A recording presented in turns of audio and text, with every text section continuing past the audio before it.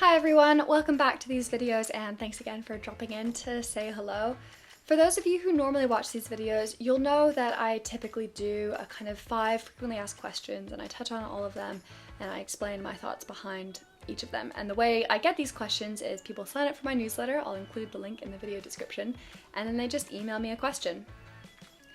A lot of the questions I've been getting recently they're individual, yes, but they all revolve around one common topic.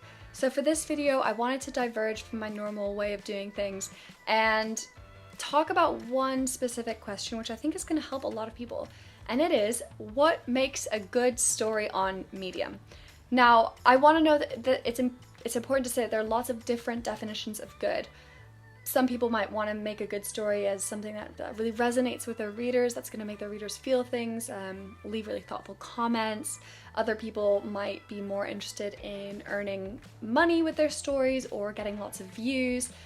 Some of you might be after the mythical Medium curation. For those of you who don't know, Medium curates stories, and what this means is they read every single story submitted to Medium, and if they like it and if it matches their curation requirements, what they'll do is they'll distribute it across topics to anyone who follows that topic. So even if they don't follow you, readers can still find that story. As an example, I wrote one, I think it was titled like How to Teach Your Cats to Walk or something like that, and it was about me teaching my cats to go on walks, or trying to anyway. And it was curated in the topic of pets. People who had never followed me, never seen any of my stories before, but were interested in the pet topic will have seen that story on their newsfeed, on their Medium homepage. They would have gotten emails from Medium about it.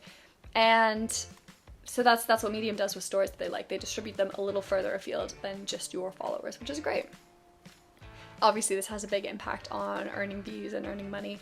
But what makes a good post is something that's kind of intrinsic to all of those different factors. So I'll be talking about a combination of them.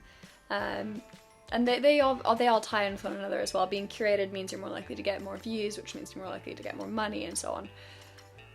So before I get into what makes a good post, I want to clarify that there are several things that, in my opinion, don't affect how good a story is. So firstly, a lot of people email me to say, what's the best time to post a story? I don't believe there is one.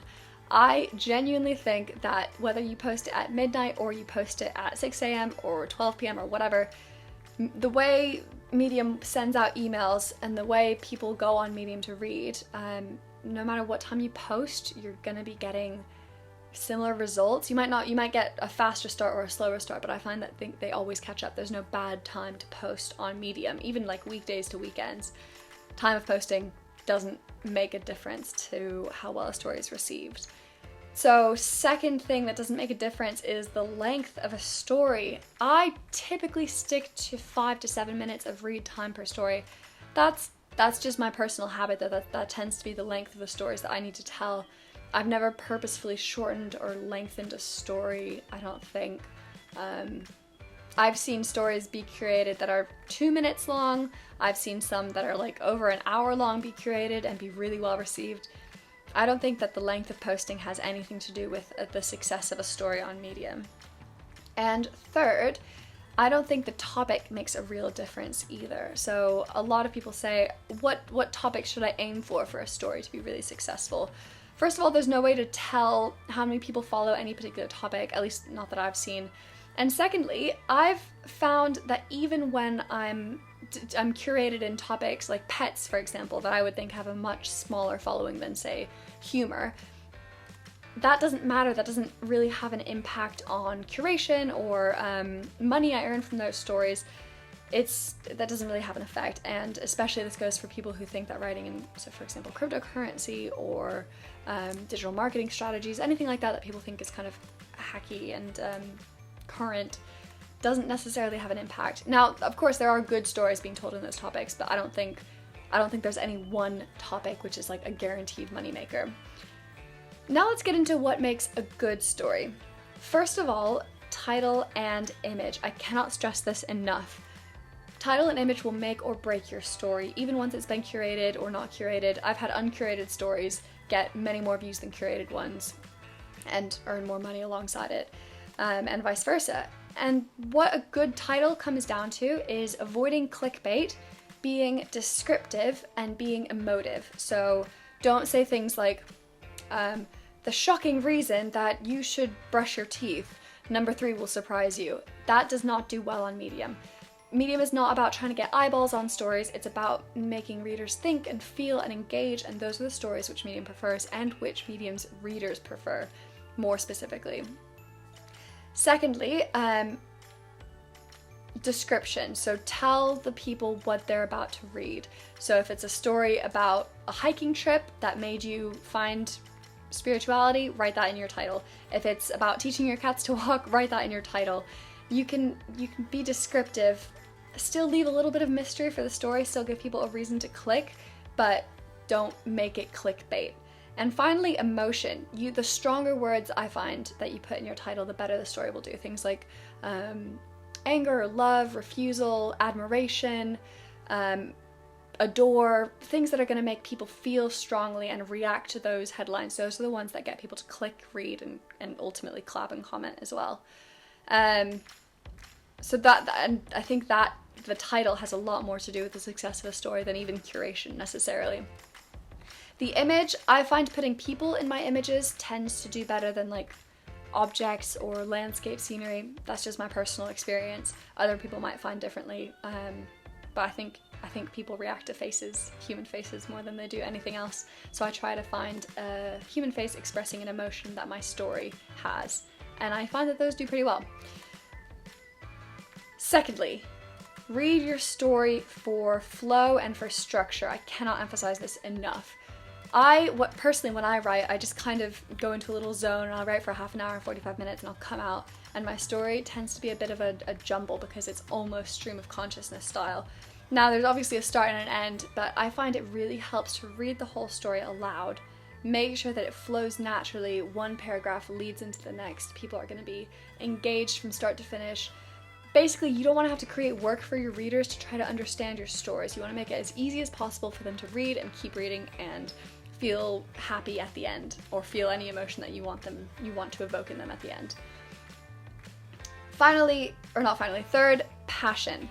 This, I think, is the one that's hardest for me to swallow, because some days I just don't feel like writing. Some days there's no fire in me that's driving me to write, and I just don't write on those days. Sometimes I'll republish a story, sometimes I'll edit a draft or something, and sometimes I just don't write at all, and that's okay. I think it's far more important to write when you're being driven by passion than to grind out a story when you don't really feel like it. Now, you can do everything you can to put yourself in passion's way and try to let it find you. So for me, I go for walks, I scroll on Twitter, I read interesting stories, sometimes I read my own stories to try to kind of spark that emotion, that drive, to give me an idea that makes me need to write. But I think passion is something that's universally recognizable, and it's going to be something your readers recognize, respond to, engage with, and enjoy. Finally, personal experience. This one was tricky for me to grasp as well. A lot of people have emailed me saying, I don't have anything to write. Everything I want to write has been written before. And I can really sympathize with that. I felt like that long before I started writing. I've been wanting to write, but I felt like every idea I have, every story, thought, everything I have has been done before and done 10,000 times better even than I could have possibly done it. That's hard to admit, but I don't think it's true, because nobody has written your story, and that is what people want to read, believe it or not. Now, everyone's written like articles about writing tips, sure, but nobody has read your version of writing tips. What works for you, your experiences. People love reading those articles. People love seeing your unique take on an experience and thinking about how they can apply it to their own life.